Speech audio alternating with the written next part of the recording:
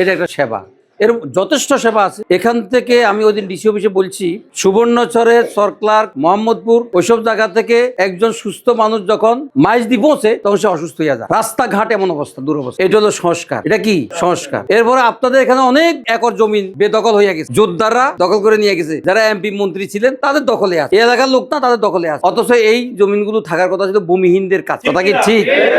ইনশাল্লাহ ওই জবরদখল মুক্ত হয়ে যাবে, এটা হলো সমাজ সংস্কার। কথা কি বুঝতে পারছেন আপনারা? এবং প্রকৃত মালিক যারা হওয়া উচিত তাদের কাছে যাবে ইনশাআল্লাহ। এটা হলো কাজ। এটা আমার পকেটে পয়সা লাগবে না, আমাদের পকেটে পয়সা লাগবে না। গভর্নমেন্ট যে বরাদ্দ দেয় ওইটা চুরি না হইলে হয়। গভর্নমেন্ট যে বরাদ্দ, বাংলাদেশের সবচেয়ে বড় সমস্যা হলো দুর্নীতি, ওইটা বন্ধ হয়ে গেলে বাংলাদেশ সোনার বাংলা হয়ে যাবে ইনশাআল্লাহ। কি আপনারা বুঝেন?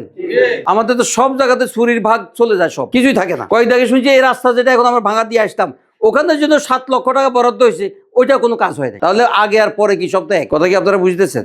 সুতরাং আমি শুধু একটা কথা বলছি যে আমাদের এই এলাকা ভেঙে গেছে, সরক্লার্কের 9 নম্বর ওয়ার্ড ভেঙে পানিতে নিমজ্জিত হয়ে গেছে। ওই দিন ডিসি অফিস আমি এটা বলছি যে মোহাম্মদপুর এবং সরক্লার্ক, আবার ওইদিকে সজ্জব্বর, ওই অংশ ভাঙা চলছে। আমরা যদি নদী শাসনের মাধ্যমে যদি উদ্ধার না করি তাহলে পুরো সরক্লার্ক ভেঙে চলে যাবে, পানির নিচে চলে যাবে। এগুলার আমাদের নজর দিতে হবে, কাজ করতে হবে ইনশাল্লাহ। আমরা এগুলো আমাদের মাথায় আছে। এবং এখানে গরিব আছে না নাই, চিকিৎসা নিতে পারে না এমন লোক আছে না নাই, এখান থেকে ভাড়া দিয়ে মাছ দিয়ে যাইতে পারে না এমন লোক আছে না নাই। কেন কেন এটা কি জন্য জানেন? আমরা হিসাব করে দেখেছি, জামাত ইসলামী আমরা হিসাব করে দেখেছি, বাংলাদেশে এক বছরের জাকাত কালেকশন হয় 15 থেকে 20 কোটি টাকা। 15 থেকে 20,000 কোটি টাকা জাকাত কালেকশন হবে। এই জায়গাটা কি ধনীর না গরিবের? এটা তাদের হাতে যাবে না যাবে না?